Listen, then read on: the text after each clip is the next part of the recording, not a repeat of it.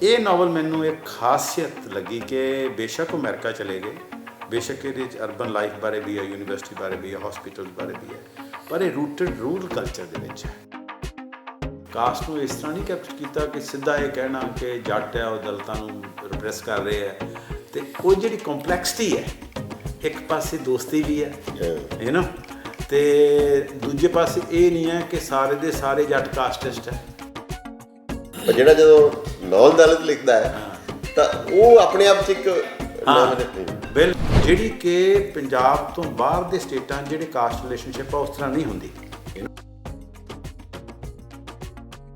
Novel ਦਾ ਅੰਗਰੇਜ਼ੀ ਦੇ ਵਿੱਚ ਹੋਣਾ ਆਪਣੇ ਆਪ 'ਚ ਬਹੁਤ ਇੰਪੋਰਟੈਂਟ ਅਤੇ ਬਹੁਤ ਵੈਲਕਮ ਸਟੈਪ ਹੈ। ਖੂਬੀ ਇਹ ਆ ਕਿ ਜਦੋਂ ਇੱਕ ਨੌਨ ਦਲਿਤ ਨੇ ਜਿਹੜਾ ਵਿਊ ਲਿਆ ਉਹ ਕਾਫੀ ਬੈਲੈਂਸਡ ਵਿਊ ਆ ਉਹਦੇ 'ਚ। ਗ੍ਰੀਨ ਰੈਵੋਲੂਸ਼ਨ ਤੋਂ ਬਾਅਦ ਦਾ ਜਾਂ 1984 ਤੋਂ ਬਾਅਦ ਦਾ ਜਿਹੜਾ ਸਾਡਾ ਫੇਸ ਹੈ ਪੰਜਾਬ ਦਾ, ਉਸ ਦੇ ਵਿੱਚ ਪਿੰਡ ਦੀ ਜਿਹੜੀ ਹੈਗੀ ਆ ਲਾਈਫ ਦਾ ਇੱਕ ਨਕਸ਼ਾ ਸਾਡੇ ਸਾਹਮਣੇ ਪੇਸ਼ ਕਰਦਾ ਹੈ।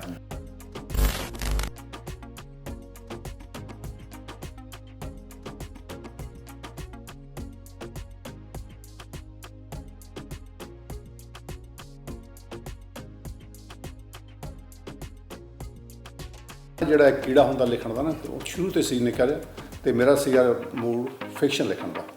ਅਤੇ ਮੈਨੂੰ ਸੀਗਾ ਕਿ ਮੈਂ ਆਪਣੀ ਜਿਹੜੀ ਜਿਹੜਾ ਪਿਛੋਕੜ ਹੈਗਾ ਉਹਨੂੰ ਕੈਪਚਰ ਕਰਾਂ as much as I can.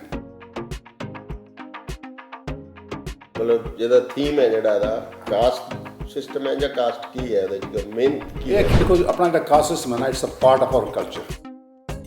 ਸੋ ਉਹ ਫਿਰ ਮੈਂ ਜਿਹੜਾ ਨੈਕਸਟ ਦੂਜੀ ਵਰਜਨ ਮੇਰੀ ਹੈਗੀ ਨਾ, it's all focus on caste system ਅਤੇ ਪ੍ਰੋਟੈਗਨਿਸਟ ਹੈਗਾ ਉਹ। ਸੋ ਜਿਹੜਾ ਚੇਜ਼ਿੰਗ ਡਿਗਨਿਟੀ ਹੈ ਨਾ ਨਾਵਲ ਦਾ ਜਿਹੜਾ ਨਾਂ ਹੈਗਾ, ਕਿ ਉਹ ਲਾਸਟ ਮਿੰਟ ਤੱਕ ਬੰਦਾ I mean he is trying to find his place. Chasing dignity, ਇਹ ਦੇਖ ਰਹੇ ਹੋ ਤੁਸੀਂ title, chasing dignity by a novel by Rishpal Sahota. ਇਹ ਇੱਕ ਨਾਵਲ ਹੈ, ਨਵਾਂ ਨਾਵਲ ਹੈ, ਅੰਗਰੇਜ਼ੀ 'ਚ ਲਿਖਿਆ ਹੋਇਆ। ਰਿਸ਼ਪਾਲ ਸਹੋਤਾ USA 'ਚ ਰਹਿੰਦੇ ਨੇ, ਉਹਨਾਂ ਨੇ ਲਿਖਿਆ ਹੈ, ਉਹਨਾਂ ਦਾ ਪਲੇਠਾ ਨਾਵਲ ਹੈ ਅੰਗਰੇਜ਼ੀ ਦਾ। ਰਿਸ਼ਪਾਲ ਸਹੋਤਾ ਰੋਪੜ ਜ਼ਿਲ੍ਹੇ ਦੇ ਜੰਪਲ ਨੇ, ਸਲੌਰਾ ਪਿੰਡ ਦੇ, ਅਤੇ USA 'ਚ ਪ੍ਰੋਕਟਰ ਐਂਡ ਗੈਂਬਲ ਕੰਪਨੀ ਦੇ ਵਿੱਚ ਸੀਨੀਅਰ ਸਾਇੰਟਿਸਟ ਵਜੋਂ ਕੰਮ ਕਰਦੇ ਸੀ। ਹੁਣ ਅੱਜ ਕੱਲ੍ਹ ਓਹਾਇਓ ਸਟੇਟ ਦੇ ਵਿੱਚ ਰਹਿੰਦੇ ਨੇ, ਅਤੇ ਉਹਨਾਂ ਦਾ ਇਹ ਪਲੇਠਾ ਨਾਵਲ। ਰਿਸ਼ਪਾਲ ਸਹੋਤਾ ਬਾਬੂਸ਼ਾਹੀ ਨੈਟਵਰਕ ਦੇ USA 'ਚ ਦੇ ਐਡੀਟਰ ਵੀ ਨੇ, ਅਤੇ ਉਹਨਾਂ ਦਾ ਜਿਹੜਾ ਫੀਲਡ ਹੈਗਾ ਬਾਇਓਟੈਕਨੋਲੋਜੀ ਰਿਹਾ। USA ਦੀ ਇੱਕ ਯੂਨੀਵਰਸਿਟੀ ਤੋਂ ਹੀ ਉਹਨਾਂ ਨੇ PhD ਕੀਤੀ, ਅਤੇ ਉਹਨਾਂ ਨੇ ਇਹ ਨਾਵਲ ਇੱਥੋਂ ਇੰਡੀਆ ਦੇ ਵਿੱਚੋਂ ਪ੍ਰਿੰਟ ਕਰਾਇਆ, ਅਤੇ ਅੱਜ ਕੱਲ੍ਹ ਉਹ ਕੁਛ ਦਿਨਾਂ ਲਈ ਪੰਜਾਬ ਆਏ ਹੋਏ। ਰਿਸ਼ਪਾਲ ਸਹੋਤਾ ਸਾਡੇ ਨਾਲ ਨੇ। ਖੁਦ ਇਸ ਨਾਵਲ 'ਤੇ ਅਸੀਂ ਚਰਚਾ ਕਰਾਂਗੇ, ਗੱਲਬਾਤ ਕਰਾਂਗੇ, ਉਹਨਾਂ ਤੋਂ ਜਾਣਕਾਰੀ ਲਵਾਂਗੇ, ਅਤੇ ਉਹਨਾਂ ਤੋਂ ਇਲਾਵਾ ਸਾਡੇ ਨਾਲ ਦੋ ਮਾਹਰ ਸੱਜਣ ਹੈਗੇ ਨੇ, ਮੌਜੂਦ ਨੇ,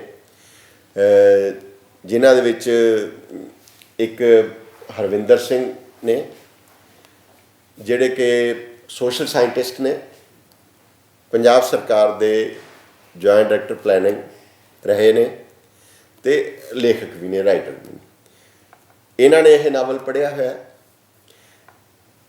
ਅਤੇ ਦੂਸਰੇ ਸਾਡੇ ਮਾਹਰ ਜਾਂ ਐਕਸਪਰਟ ਕਹਿ ਸਕਦਾ, ਉਹ ਪ੍ਰੋਫੈਸਰ ਪ੍ਰੀਤਮ ਸਿੰਘ ਨੇ।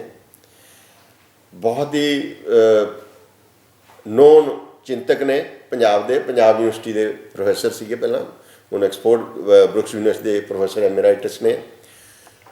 ਇਕੋਨਮੀ 'ਤੇ ਫੈਡਰਲਿਜ਼ਮ 'ਤੇ ਪੰਜਾਬ ਦੇ ਅਤੇ ਹੋਰ ਸੁਸਾਇਟੀਆਂ ਦੇ ਸੋਸ਼ਲ ਕਨਫਲਿਕਟਸ 'ਤੇ ਇਹਨਾਂ ਨੇ ਬਹੁਤ ਕੰਮ ਕੀਤਾ ਹੈ, ਲਿਖਿਆ, ਬੁੱਕਸ ਵੀ ਲਿਖੀਆਂ ਨੇ, ਅਤੇ ਜਾਣੇ ਪਛਾਣੇ ਚਿੰਤਕ ਹੈਗੇ ਨੇ, ਜਿਹੜੇ ਕਿ ਅੰਗਰੇਜ਼ੀ 'ਚ ਵੀ ਬਹੁਤ ਕੰਮ ਕੀਤਾ ਇਹਨਾਂ ਨੇ, ਅਤੇ ਪੰਜਾਬੀ 'ਚ ਵੀ ਬਹੁਤ ਕੰਮ ਕੀਤਾ।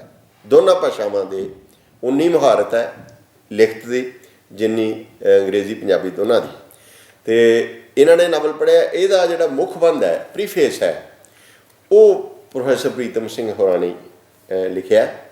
ਸੋ ਅਸੀਂ ਇਸ ਨਾਵਲ 'ਤੇ ਚਰਚਾ ਕਰਾਂਗੇ।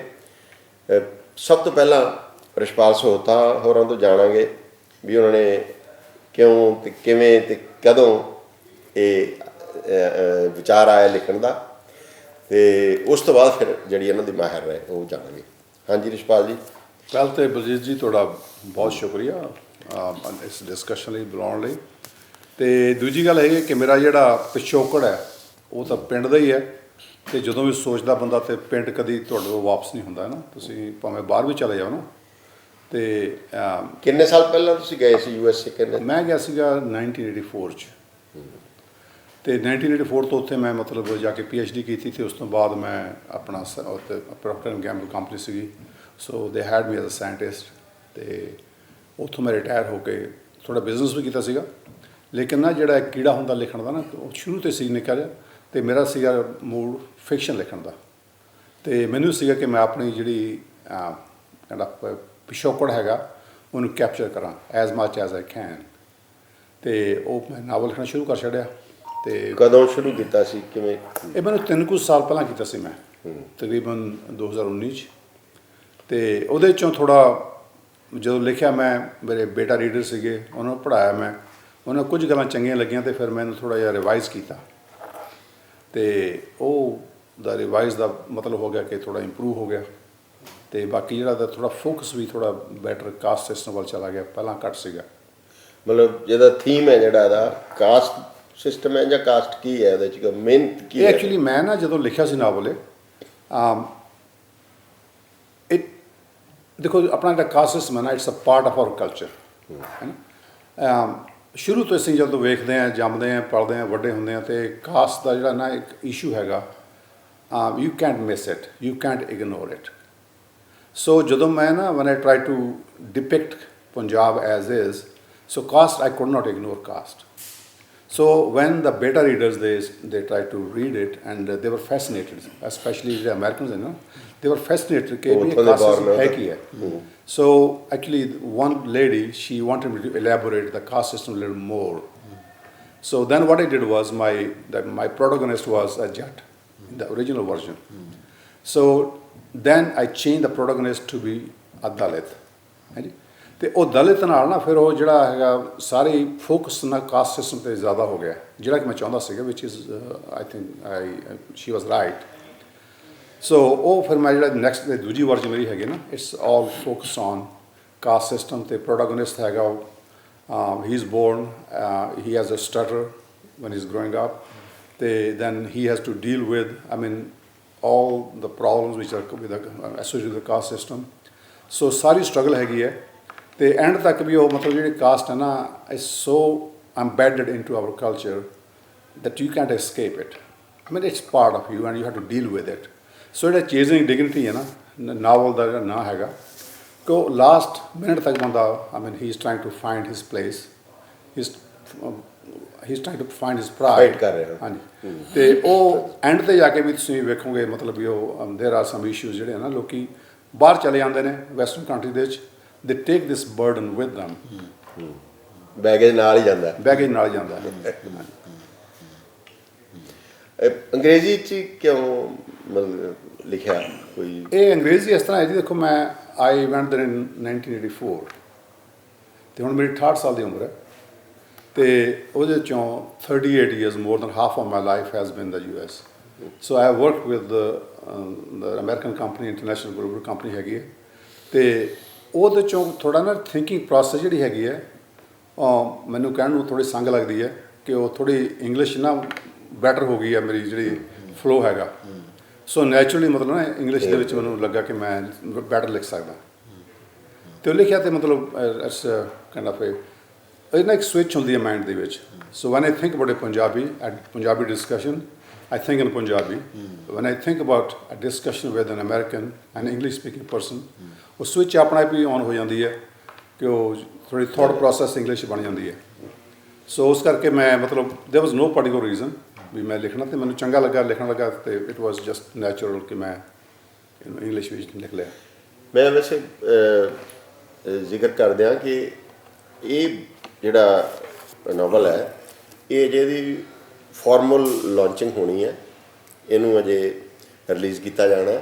ਅੱਜ ਜਿਹੜੀ ਅਸੀਂ ਗੱਲਬਾਤ ਕਰੇ ਪ੍ਰੀ ਲਾਂਚ ਡਿਸਕਸ਼ਨ ਕਹਿ ਸਕਦੇ ਹਾਂ ਇਹਨੂੰ, ਕਿ ਲਾਂਚ ਕਰਨ ਤੋਂ ਪਹਿਲਾਂ ਇੱਕ ਗੈਰ ਰਸਮੀ ਅਸੀਂ ਇਹ ਗੱਲਬਾਤ ਇਸ 'ਤੇ ਕਰ ਰਹੇ ਹਾਂ। ਅਤੇ ਹੁਣ ਮੈਂ ਪ੍ਰੋਫੈਸਰ ਪ੍ਰੀਤਮ ਹੋਰਾਂ ਨੂੰ ਮੈਂ ਕਹੂੰਗਾ ਕਿ ਉਹ, ਕਿਉਂਕਿ ਉਹਨਾਂ ਨੇ ਪ੍ਰੀਫੇਸ ਲਿਖਿਆ ਅਤੇ ਮੈਂ ਵੀ ਇਹ ਪ੍ਰੀਫੇਸ ਪੜ੍ਹਿਆ, ਬਹੁਤ ਅੱਛਾ ਲਿਖਿਆ। ਅਤੇ ਤੁਸੀਂ ਪ੍ਰੋਫੈਸਰ ਪ੍ਰੀਤਮ ਹੋਰਾਂ ਤੋਂ ਅਸੀਂ ਜਾਣਾਂਗੇ ਕਿ ਉਹਨਾਂ ਨੂੰ ਕਿਵੇਂ ਲੱਗਿਆ।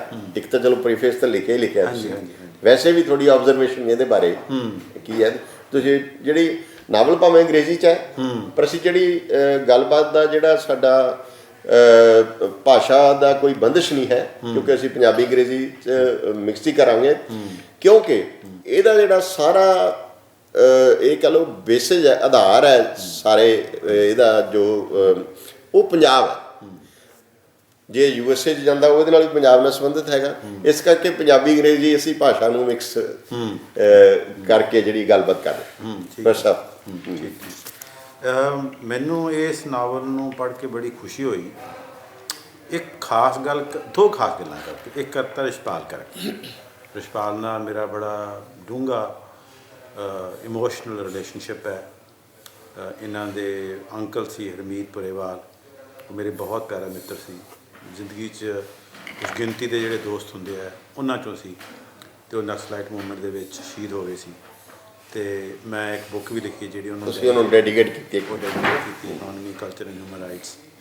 ਅਤੇ ਉਹਨਾਂ ਦੇ ਭਾਂਜੇ ਨੇ, ਅਤੇ ਉਸ ਕਰਕੇ ਵੀ ਇਹਨਾਂ ਦਾ ਬਹੁਤ ਸਨੇਹ ਸੀਗਾ। ਇਹਨਾਂ ਨੂੰ ਮੈਂ ਇੱਥੇ ਵੀ ਜਾਣਦਾ ਸੀ, ਪੰਜਾਬ ਯੂਨੀਵਰਸਿਟੀ 'ਚ ਵੀ। ਅਤੇ ਜਦੋਂ ਇਹਨਾਂ ਨੇ ਮੈਨੂੰ ਕਿਹਾ, ਮੈਂ ਬਹੁਤ ਬਿਜ਼ੀ ਸੀ ਉਸ ਵਕਤ, ਅਤੇ ਮੈਂ ਇੱਥੇ ਆਉਣਾ ਸੀ, ਕੋਈ ਲੈਕਚਰ ਸੀਰੀਜ਼ ਬਸ ਕੰਡਕਟ ਕਰ ਰਿਹਾ ਸੀ। ਅਤੇ ਮੈਂ ਕਿਹਾ ਵੀ ਇਹ ਮੈਂ ਨਾ ਨਹੀਂ ਕਰ ਸਕਦਾ, ਜੋ ਮੁਸ਼ਕਿਲ ਵੀ ਹੋਵੇ। ਸੋ ਆਈ ਰੈਡ ਇਟ ਥੋਰੋਲੀ। ਅਤੇ ਮੈਨੂੰ ਨਾਵਲ ਪੜ੍ਹ ਕੇ ਜਿਹੜੀ ਖੁਸ਼ੀ ਹੋਈ, ਇੱਕ ਤਾਂ ਇਹ ਕਿ ਰਿਸ਼ਪਾਲ ਨੇ ਲਿਖਿਆ, ਇਸ ਗੱਲ 'ਚ ਕੋਈ ਸ਼ੱਕ ਨਹੀਂ। ਦੂਜਾ ਇਹ ਕਿ ਇੱਕ ਇਹ ਗੱਲ ਮੈਨੂੰ ਲੱਗੀ ਇਸ ਨਾਵਲ ਦੀ ਕਿ ਪੰਜਾਬੀ ਰਾਈਟਰਸ ਨੇ ਜਿਹੜੇ ਇੰਗਲਿਸ਼ ਫਿਕਸ਼ਨ ਲਿਖਿਆ। ਪੰਜਾਬੀ ਰਾਈਟਰ ਪੰਜਾਬੀ 'ਚ ਤਾਂ ਬਹੁਤ ਲਿਖਦੇ ਨੇ, ਵਧੀਆ ਨਾਵਲਕਾਰ ਨੇ, ਨਾਨਕ ਸਿੰਘ ਤੋਂ ਲੈ ਕੇ ਗੁਰਦਿਆਲ ਸਿੰਘ, ਜਸਵੰਤ ਸਿੰਘ ਕੰਵਲ, ਬਹੁਤ ਆਪਣੇ ਟੌਪ ਦੇ ਨਾਵਲਿਸਟ ਨੇ, they R world ranking novelist. ਪਰ ਪੰਜਾਬੀਆਂ ਨੇ ਇੰਗਲਿਸ਼ ਨਾਵਲ ਵੀ ਲਿਖਿਆ, ਪਰ ਜਿਹੜੇ ਪੰਜਾਬੀਆਂ ਨੇ ਇੰਗਲਿਸ਼ ਨਾਵਲ ਲਿਖਿਆ ਮੋਰ ਆਰ ਲੈਸ ਉਹ ਅਰਬਨ ਬੇਸਡ ਨੇ, ਯੂ ਨੋ।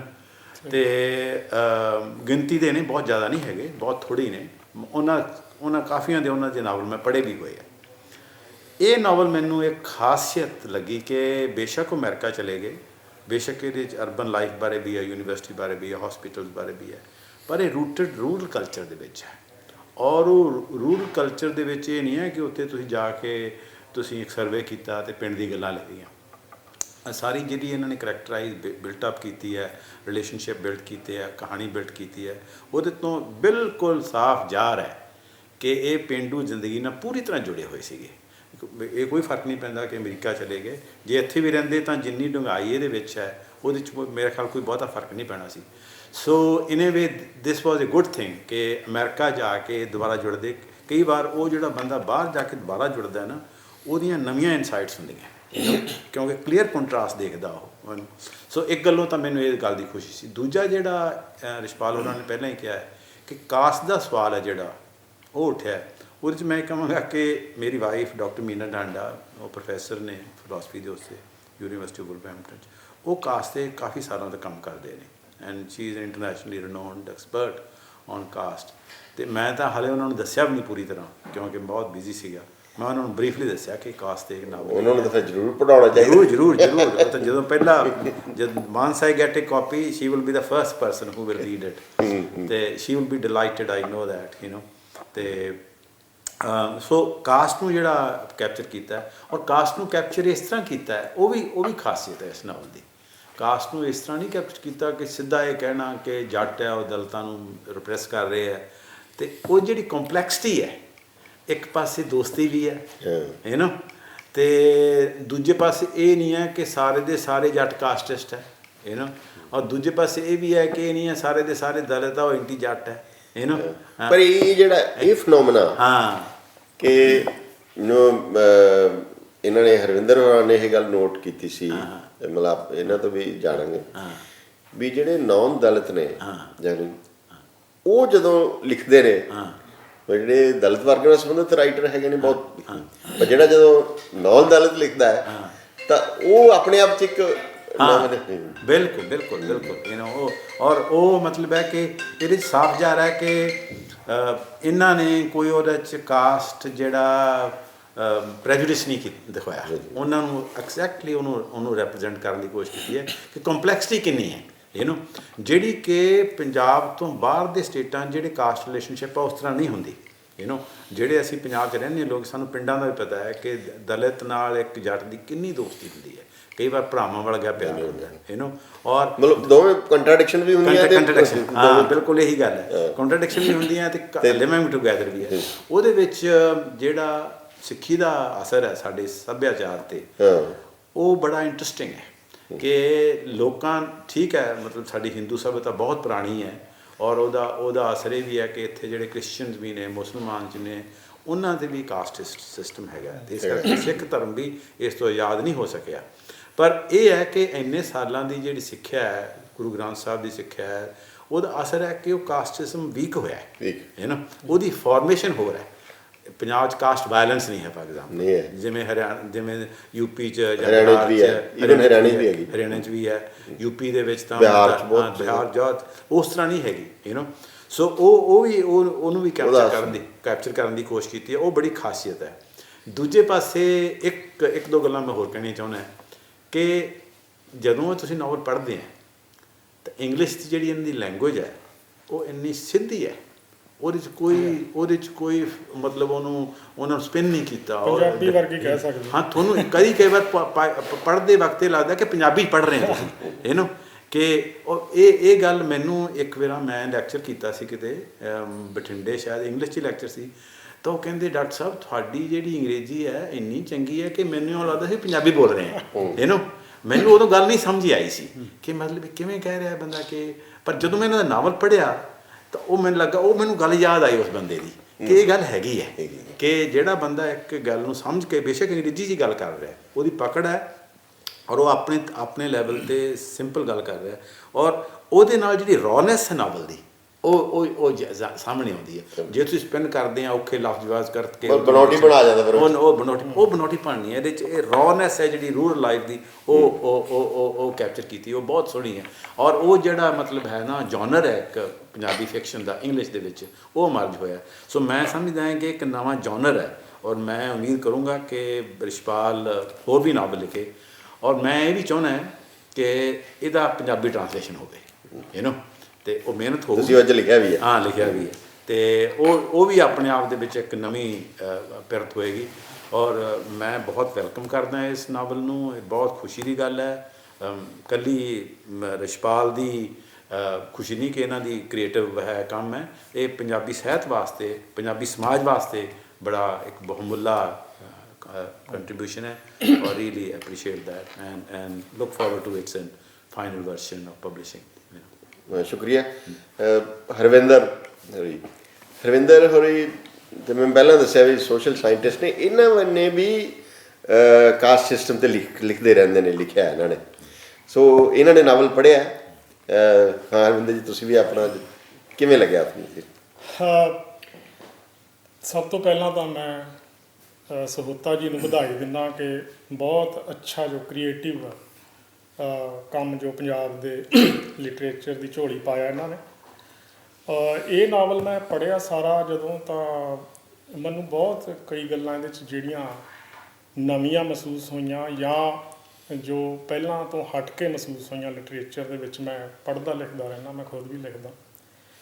ਉਹ ਇਹ ਸੀ ਕਿ ਨੰਬਰ ਇੱਕ ਤਾਂ ਇਹਦਾ ਪੰਜਾਬ ਬਾਰੇ, ਜਿਵੇਂ ਪ੍ਰੋਫੈਸਰ ਪ੍ਰੀਤਮ ਸਿੰਘ ਹੁਣਾਂ ਨੇ ਕਿਹਾ ਕਿ ਪੰਜਾਬ ਬਾਰੇ ਅੰਗਰੇਜ਼ੀ ਦੇ ਵਿੱਚ ਫਿਕਸ਼ਨ ਬਹੁਤ ਘੱਟ ਲਿਖੀ ਗਈ ਹੈ। ਜੇ ਲਿਖੀ ਗਈ ਆ ਤਾਂ ਉਹ ਇਸ ਤਰ੍ਹਾਂ ਇਸ ਬੈਕਗਰਾਊਂਡ ਦੇ ਬੰਦਿਆਂ ਵੱਲੋਂ ਬਹੁਤ ਘੱਟ ਲਿਖੀ ਗਈ। ਵੈਸੇ ਤਾਂ ਮੈਂ ਸਮਝਦਾ ਕਿ ਪੰਜਾਬ ਦੀ ਜੋ 60 ਗ੍ਰੀਨ ਰੈਵੋਲੂਸ਼ਨ ਤੋਂ ਪਹਿਲਾਂ ਦਾ ਜਿਹੜਾ ਪੀਰੀਅਡ ਆ ਆਜ਼ਾਦੀ ਦੇ ਗ੍ਰੀਨ ਰੈਵੋਲੂਸ਼ਨ ਦੇ ਦਰਮਿਆਨ ਦਾ, ਉਸ ਵਿੱਚ ਜ਼ਿਆਦਾ ਜਿਹੜੀ ਫਿਕਸ਼ਨ ਪੋਇਟਰੀ ਹੈ ਉਹ ਅਰਬਨ ਰਾਈਟਰਸ ਵੱਲੋਂ ਜ਼ਿਆਦਾ ਲਿਖੀ ਜਾਂਦੀ ਰਹੀ ਹੈ। ਅਤੇ ਗ੍ਰੀਨ ਰੈਵੋਲੂਸ਼ਨ ਤੋਂ ਬਾਅਦ ਜਾਂ ਉਹਦੇ ਆਲੇ ਦੁਆਲੇ ਨਵੀਂ ਐਂਟਰੀ ਜਿਹੜੀ ਪੈਜ਼ੈਂਟਸ ਦੀ ਰਾਈਟਰਸ ਦੀ ਹੁੰਦੀ ਆ, ਉਹਦੇ ਨਾਲ ਕੰਟੈਂਟ ਆਲ ਟੂਗੈਦਰ ਉਹਦੇ 'ਚ ਚੇਂਜਿਸ ਆ ਜਾਂਦੀਆਂ ਨੇ। ਇਹ ਉਸੇ ਦੀ ਕੰਟੀਨਿਊਸ਼ਨ ਹੈ ਬਟ ਅੰਗਰੇਜ਼ੀ ਦੇ ਵਿੱਚ। ਮੈਂ ਇਹ ਸਮਝਦਾ ਕਿ ਇਹਦਾ ਨਾਵਲ ਦਾ ਅੰਗਰੇਜ਼ੀ ਦੇ ਵਿੱਚ ਹੋਣਾ ਆਪਣੇ ਆਪ 'ਚ ਬਹੁਤ ਇੰਪੋਰਟੈਂਟ ਅਤੇ ਬਹੁਤ ਵੈਲਕਮ ਸਟੈਪ ਹੈ।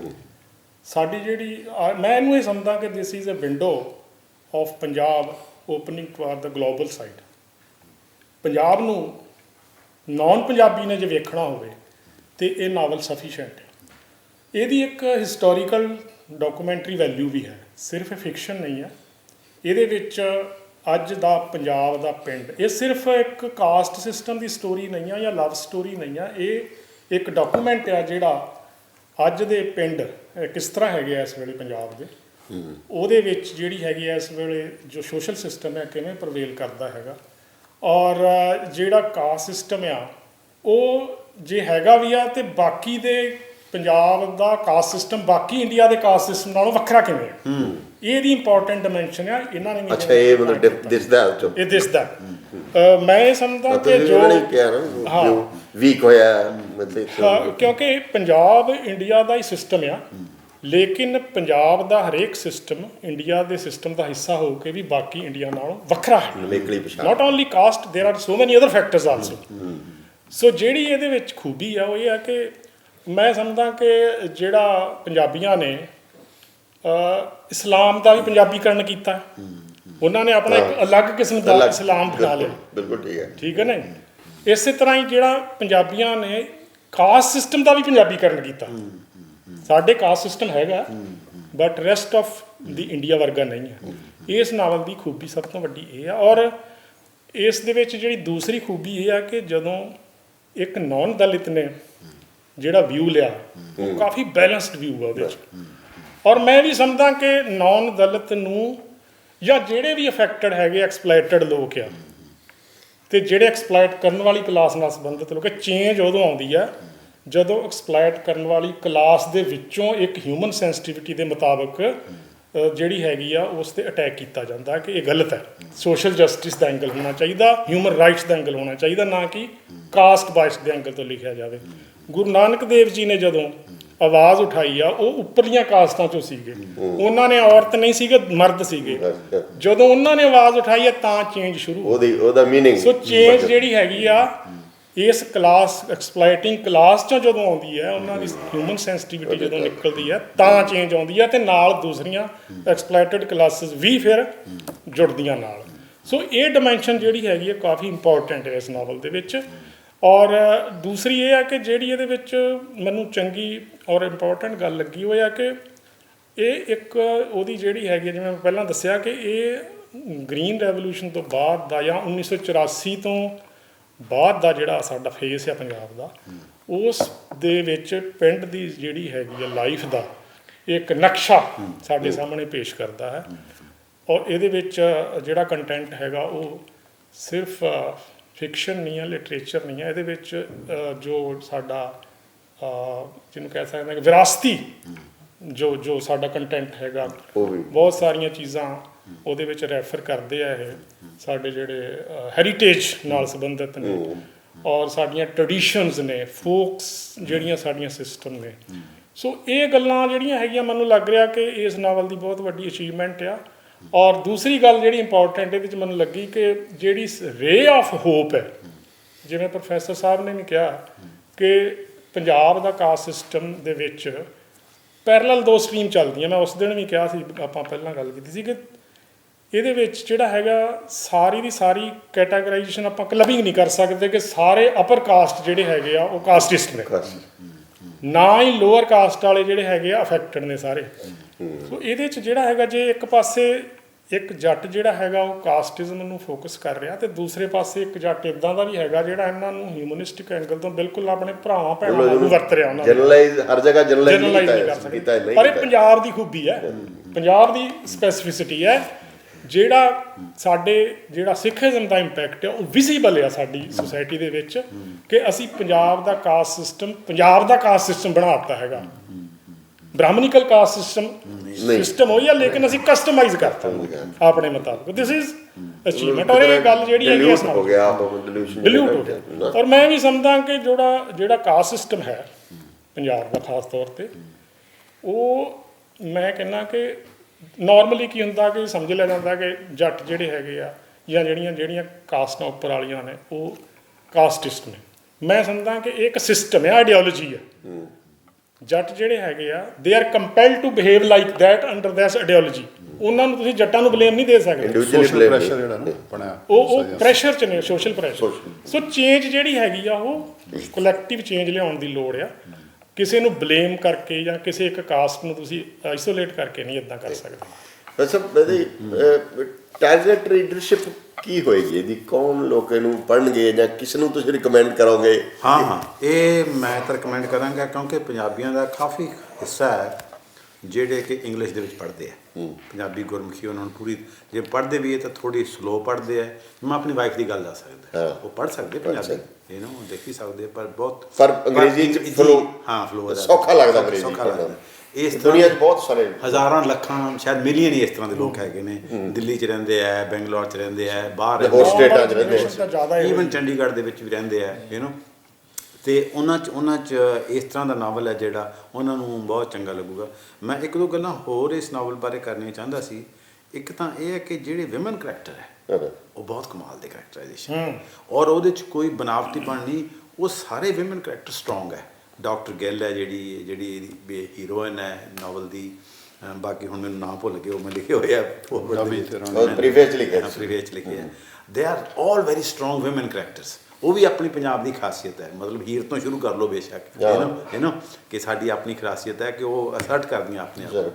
ਉਹ ਦੇ ਆਰ ਸੋ ਬਿਊਟੀਫੁਲੀ ਕੈਪਚਰਡ ਕਿ ਉਹ ਤੁਹਾਨੂੰ ਉਹਦੇ 'ਚ ਕੋਈ ਬਣਾਵਟੀਪਣ ਨਹੀਂ ਲੱਗਦਾ, ਕਿ ਅਸਲ ਗੱਲ ਹੈ। And that was very beautiful. ਦੂਸਰਾ, ਮੈਂ ਜਿਹੜੀ ਲੈਂਗੁਏਜ ਬਾਰੇ ਪਹਿਲਾਂ ਗੱਲ ਕੀਤੀ ਸੀ ਕਿ ਬੜੀ ਸਿੰਪਲ ਹੈ ਔਰ ਰॉ ਹੈ, ਪਰ ਉਹਦੇ ਨਾਲ ਹੀ ਮੈਨੂੰ ਇਹ ਲੱਗਾ ਕਿ ਜਿੱਥੇ ਟੈਂਡਰ ਮੂਮੈਂਟਸ ਨੇ, ਉਹ ਇੱਕ ਮੁੰਡੇ ਕੁੜੀ ਦਾ ਆਪਸ ਵਿੱਚ ਪਿਆਰ ਹੈ ਅਤੇ ਉਹ ਬੈਠਦੇ ਹੈ ਅਤੇ ਗੱਲਾਂ ਕਰਦੇ ਆ, ਉਹ ਟੈਂਡਰਨੈਸ ਵੀ ਇਹਨਾਂ ਨੇ ਬਹੁਤ ਵਧੀਆ ਕੈਪਚਰ ਕੀਤੀ ਹੈ। ਉਹ ਹੈ ਲੈਂਗੁਏਜ ਦਾ, ਉਹ ਲੈਂਗੁਏਜ ਦੇ ਵਿੱਚ ਵਰਸਟਿਲਿਟੀ ਹੈ ਜਿਹੜੀ, ਉੱਥੋਂ ਮੈਨੂੰ ਲੱਗਦਾ ਕਿ ਬੜੀ ਪੋਟੈਂਸ਼ੀਅਲਟੀ ਹੈ ਰਿਸ਼ਪਾਲ ਦੇ ਵਿੱਚ। ਕਿ ਇੱਕ ਪਾਸੇ ਤੁਸੀਂ ਜਿਹੜੀ ਹਾਰਸ਼ ਰਿਐਲਿਟੀ ਹੈ ਉਹਨੂੰ ਸਿੰਪਲ ਲਫ਼ਜ਼ਾਂ ਦੇ ਵਿੱਚ ਪ੍ਰੈਜ਼ੈਂਟ ਕਰਦੇ ਆ ਰॉ ਤਰੀਕੇ ਨਾਲ। ਦੂਜੇ ਪਾਸੇ you are able to capture those tender movements which is really very nice. ਇੱਕ ਗੱਲ ਮੈਂ ਇਸ ਫੋਰਵਰਡ ਦੇ ਵਿੱਚ ਕ੍ਰਿਟਿਸਿਜ਼ਮ ਕੀਤਾ, ਨਾਵਲ ਦਾ ਕ੍ਰਿਟਿਸਿਜ਼ਮ ਨਹੀਂ ਆ ਉਹ ਹੈ ਕਿ ਰਿਸ਼ਪਾਲ ਦੀ ਜਿਹੜੀ, ਮੈਂ ਪੁੱਛਣ ਲੱਗਿਆ ਸੀ ਕੋਈ ਦੂਜਾ ਪਾਸਾ ਵੀ ਹੈਗਾ। USA ਬਾਰੇ ਜਿਹੜੀ ਅੰਡਰਸਟੈਂਡਿੰਗ ਹੈ ਉਹ ਇਹਦੇ 'ਚੋਂ ਰਿਫਲੈਕਟ ਹੁੰਦੀ ਹੈ ਕਿ almost US is being presented as an ideal society, ਕਿ ਸਭ ਕੁਛ ਚੰਗਾ ਉੱਥੇ। ਅਤੇ ਮੈਂ ਫਿਰ ਆਈ ਕੁਡ ਨਾਟ ਰਜਿਸਟ ਇਟ ਕਿ ਮੈਂ ਪੁਆਇੰਟ ਆਊਟ ਕਰਾਂ ਕਿ USA is not N ideal society. USA ਦੇ ਵਿੱਚ ਰੇਸ਼ਿਜ਼ਮ ਹੈ ਬਹੁਤ ਜ਼ਿਆਦਾ, ਖਾਸ ਤੌਰ 'ਤੇ ਬਲੈਕਸ ਨਾਲ ਜਿਹੜਾ ਰੇਸ਼ਿਜ਼ਮ ਹੁੰਦਾ ਜਿਹੜੇ ਕਿ ਆਪਣੇ ਇੰਡੀਅਨ ਲੋਕੀ ਉਨੀ ਤਰ੍ਹਾਂ ਅੰਡਰਸਟੈਂਡ ਨਹੀਂ ਕਰਦੇ ਜਾਂ ਅੱਖਾਂ ਮੀਚਦੇ ਆ, ਜਾਂ ਉਹਨਾਂ ਦਾ ਵੀ ਬਲੈਕਸ ਰੇਸ਼ਿਜ਼ਮ ਹੈ। ਬਾਕੀ USA ਉੱਥੇ ਥੋੜਾ ਮੈਂਸ਼ਨ ਵੀ ਕੀਤਾ ਮੈਂ ਬਲੈਕ ਨਾਲ ਜਿਹੜਾ ਨਾ, ਹਾਂ ਅਤੇ ਜਿਹੜਾ ਕਿ US ਦਾ ਗਲੋਬਲ ਰੋਲ ਹੈ ਪ੍ਰੋਗਰੈਸਿਵ ਗਵਰਨਮੈਂਟ ਨੂੰ ਕਰਨਾ। ਚਿਲੀ ਦਾ ਮੈਂ ਐਗਜ਼ਾਮਪਲ ਦਿੱਤਾ ਹੈ ਕਿ ਉਹਨੂੰ ਓਵਰਥਰੋ ਕਰਤਾ ਸੋਸ਼ਲਿਸਟ ਗਵਰਨਮੈਂਟ ਡੈਮੋਕ੍ਰੈਟਿਕਲੀ ਇਲੈਕਟਡ। ਜੇ ਤਾਂ ਤੁਸੀਂ ਕਹੋ ਨਾ ਕਿ ਆਰਮਡ ਰੈਵੋਲੂਸ਼ਨ ਹੈ, ਫਿਰ ਵੀ ਡੈਮੋਕ੍ਰੈਟਿਕਲੀ ਇਲੈਕਟਡ ਉਸ ਬੰਦੇ ਨੇ ਬਹਾਦਰੀ ਨਾਲ ਇਹਨਾਂ ਦੇ ਖਿਲਾਫ ਲੜਿਆ, ਔਰ ਬਾਕੀ ਥਾਵਾਂ 'ਤੇ ਉਹਨਾਂ ਨੇ ਇੰਨੇ ਜ਼ੁਲਮ ਕੀਤੇ ਹੈ। So one can't present US society as an ideal society. ਠੀਕ ਹੈ ਕਿ ਉੱਥੇ ਇੰਸਟੀਟਿਊਸ਼ਨ ਵਰਕ ਕਰਦੇ ਹੈ, ਫਰੇਮਵਰਕ ਆਫ ਲਾਅ ਕਰਦਾ ਹੈ, ਪ੍ਰੈਸ ਰੈਲੇਟਿਵਲੀ ਫਰੀਡਮ ਹੈ, but it's only relative. Mass media ਉੱਥੇ ਵੀ ਬਹੁਤ ਵੱਡੀ ਗਿਣਤੀ ਦੇ ਵਿੱਚ ਬਿਗ ਕਾਰਪੋਰੇਸ਼ਨ ਕੰਟਰੋਲ ਕਰਦੀਆਂ। ਉਹ ਹੈ ਜਿਹੜਾ ਨਾ ਉਹ ਇੱਥੇ this is the iterative process. I am sure Rishpal will read more about this. ਮੇਰਾ ਪਰਪਸ ਵੀ ਇਹੀ ਸੀਗਾ ਕਿ ਇੱਕ ਪੈਰਾਗ੍ਰਾਫ ਹੀ ਮੈਂ ਕ੍ਰਿਟਿਸਿਜ਼ਮ ਦਾ ਲਿਖਿਆ ਜਾਂ 1.5 ਪੈਰਾਗ੍ਰਾਫ ਕਿ ਫਿਊਚਰ ਦੇ ਵਿੱਚ he will read those stuff, ਜਿਹੜੀ ਐਵੋਲੂਸ਼ਨ ਹੋਊਗੀ ਇਹਨਾਂ ਦੀ maybe next novel will reflect that complexity. ਕੋਈ ਹੋਰ ਜਿਹੜਾ ਵੀਕ ਪੁਆਇੰਟ, ਕਮਜ਼ੋਰ ਐਸਪੈਕਟ, ਜਾਂ ਕੋਈ ਐਂ ਲੱਗਦਾ ਹੋਵੇ ਆਹ ਗੱਲ ਕਲੀਅਰ ਨਹੀਂ ਹੁੰਦੀ ਜਾਂ ਕੋਈ ਮੈਂ ਇਨਫੈਕਟ ਜੋ ਪ੍ਰੋਫੈਸਰ ਪ੍ਰੀਤਮ ਜੀ ਕਹਿ ਰਹੇ ਆ, ਮੈਂ ਪਹਿਲਾਂ ਥੋੜਾ ਜਿਹਾ ਇਸ 'ਤੇ ਵੀ ਗੱਲ ਕਰਨਾ ਚਾਹਾਂਗਾ। ਤੋ ਇਹ basically this novel is a fiction. Many things are imaginary in it. ਮੈਂ ਜਿਹੜਾ ਪ੍ਰੋਫੈਸਰ ਸਾਹਿਬ ਨੇ ਗੱਲ ਕਹੀ ਆ, ਮੈਂ ਥੋੜਾ ਜਿਹਾ ਡਿਫਰ ਕਰਦਾ ਉਹਦੇ ਤੋਂ ਕਿ ਇਹ ਆਪਾਂ ਅਮਰੀਕਾ ਨੂੰ ਲਿਟਰਲ ਮੀਨਿੰਗ 'ਚ ਨਾ ਲਿਆ ਜਾਵੇ। ਇਹ ਕਹਿ ਸਕਦੇ ਹਾਂ ਕਿ ਇਸ ਨਾਵਲ ਦੇ ਵਿੱਚ ਇਹ ਆ ਕਿ ਇੱਥੋਂ ਬੰਦੇ ਨੂੰ ਕਾਸਟ ਸਿਸਟਮ ਦਾ ਪ੍ਰੈਸ਼ਰ ਇੰਨਾ ਹੈਗਾ ਅਜੇ ਵੀ ਕਿ ਇੱਥੋਂ ਐਸਕੇਪ ਕਰਕੇ ਨਿਕਲਣਾ ਪੈਂਦਾ ਕਿਤੇ। It may be US, it may be Canada, it may be any country. ਉਸ ਸੈਂਸ ਦੇ ਵਿੱਚ ਮੈਂ ਇਹਨੂੰ ਲੈਣਾ ਕਿ ਉਹ ਅਮਰੀਕਾ ਲਿਟਰਲ ਨਹੀਂ ਹੈਗਾ, ਇਹ ਆ ਕਿ ਇੱਥੋਂ ਨਿਕਲਣਾ ਪੈ ਰਿਹਾ ਉਹਨਾਂ ਨੂੰ। So that is the main point, ਕਿਉਂਕਿ ਫਿਕਸ਼ਨ ਹੈ, ਇਟਸ ਨਾਟ ਹਾਰਡ ਰਿਐਲਿਟੀ ਕਿ ਜੋ ਅਸੀਂ ਪੇਸ਼ ਕਰ ਰਹੇ ਹਾਂ ਉਵੇਂ ਹੀ ਆ। ਬਟ ਜਿਹੜੇ ਇਹਨਾਂ ਨੇ ਪੁਆਇੰਟ ਅਮਰੀਕਾ ਬਾਰੇ ਕਹੇ ਉਹਨਾਂ ਨਾਲ ਮੈਂ ਐਗਰੀ ਕਰਦਾ, ਦੇ ਆਰ ਵੈਲਿਡ।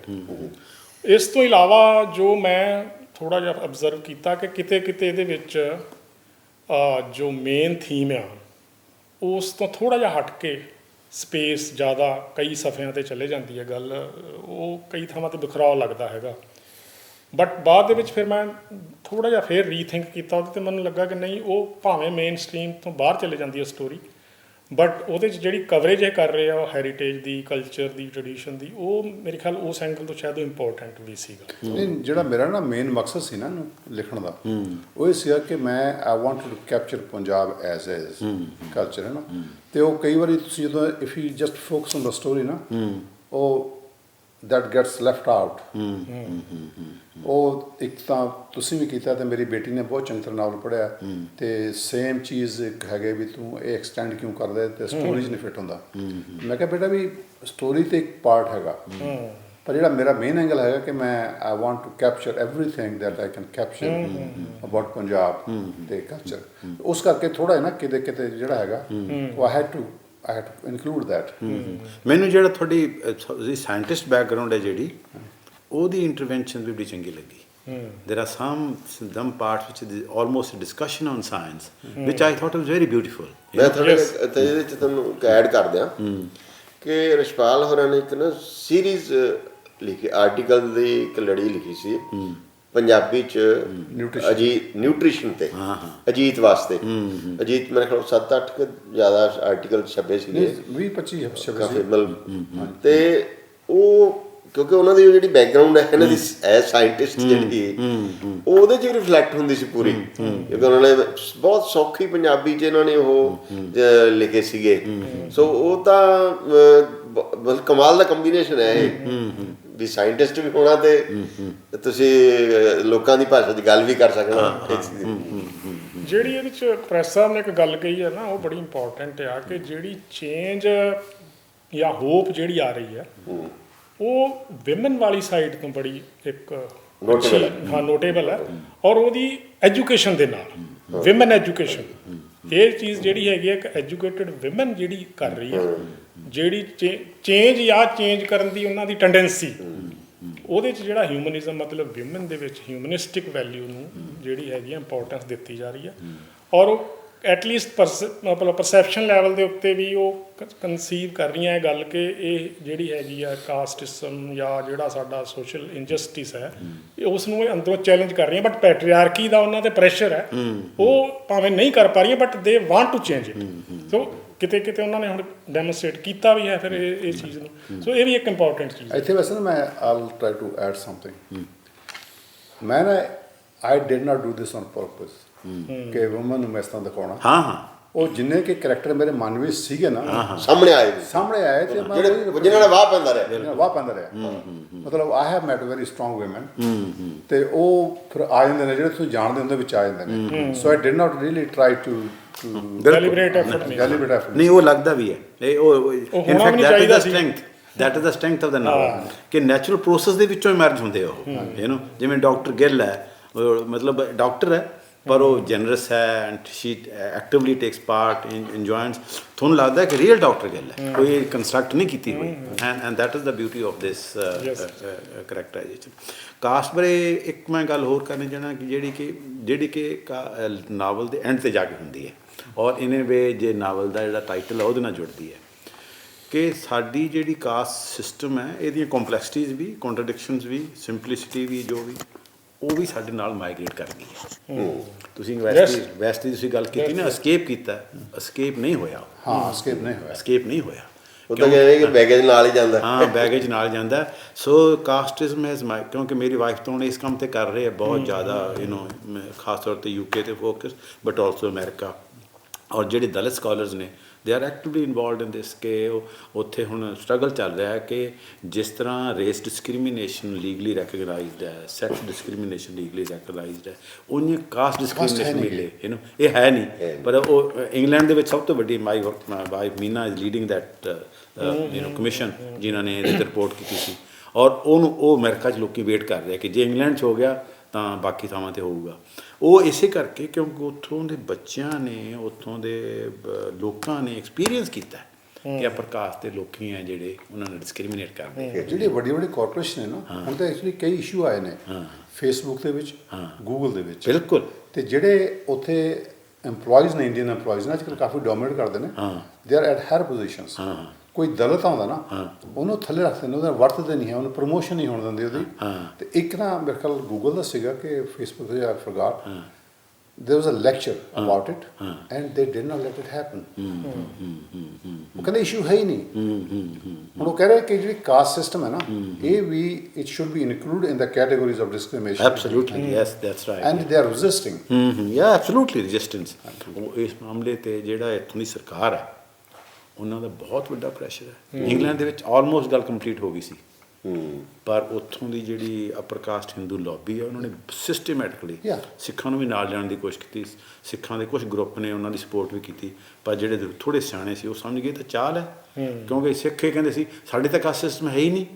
ਪਰ ਜਦੋਂ ਉਹਨਾਂ ਨੇ ਗੱਲ ਕਰੀ ਵੀ ਤੁਸੀਂ, ਤੁਹਾਡੀ ਥਿਓਲੋਜੀ ਤਾਂ ਨਹੀਂ ਹੈਗਾ ਪਰ ਪ੍ਰੈਕਟਿਸ ਦੇ ਵਿੱਚ ਹੈ ਕਿ ਰਾਮਗੜੀਏ ਗੁਰਦੁਆਰੇ ਹੈ, ਸੋ ਤੁਸੀਂ ਇਹਨਾਂ ਦੇ ਪਿੱਛੇ ਕਿਉਂ ਲੱਗਦੇ? ਉਹ ਥੋੜ੍ਹੇ ਜਿਹੇ ਹਟੇ ਉਸ ਪ੍ਰਿੰਸੀਪਲ ਨਹੀਂ ਹੈਗਾ। ਹਾਂ, ਪ੍ਰਿੰਸੀਪਲ ਸੋਸਾਇਟੀ 'ਚ ਤਾਂ ਨਾਵਲ 'ਚ ਹੀ ਰਿਫਲੈਕਟ ਹੋ ਰਿਹਾ ਕਿ ਹੈਗਾ, ਨਾਵਲ ਦੇ ਵਿੱਚ ਇਹੀ ਤਾਂ ਹੈ ਕਿ ਜਿਹੜਾ ਮਤਲਬ ਦੂਸਰੀ ਸੁਸਾਇਟੀਆਂ ਸਾਨੂੰ ਇਹ ਸਮਝਦੀਆਂ ਨੇ ਕਿ ਵੀ ਆਰ ਹੋਮੋਜੀਨੀਅਸ, ਸਿੱਖ ਇੱਕੋ ਜਿਹੇ ਨੇ, ਲੇਕਿਨ ਜਿਹੜੀ ਹੈਗੀ ਆ ਰਿਐਲਿਟੀ ਜਿਹੜੀ ਹੈਗੀ ਆ ਹੋਰ ਤਰ੍ਹਾਂ ਹੈ। ਆਪਾਂ ਨੂੰ ਹੁਣ ਥੋੜੇ ਸਮਝ ਕਰ ਦੀ ਸਾਰੀ ਇਹਨਾਂ ਦੀ ਜਿਹੜੇ ਦੋ ਸਪੈਸ਼ਲ ਗੱਲਬਾਤ ਸੁਣ ਕੇ ਕੀ ਮਹਿਸੂਸ ਹੋਇਆ ਮੈਨੂੰ? ਐਕਚੁਅਲੀ ਨਾ ਇਟਸ ਵੈਰੀ ਇੰਟਰਸਟਿੰਗ। ਜਦੋਂ ਤੁਸੀਂ ਲਿਖ ਰਹੇ ਹੁੰਦੇ ਨਾ, ਤੁਸੀਂ ਇਹ ਨਹੀਂ ਪਤਾ ਹੁੰਦਾ ਕਿ ਜਿਹੜਾ ਰੀਡਰ ਉਹਨੇ ਕੀ ਕੈਪਚਰ ਕਰਨਾ ਹੈ ਨਾ।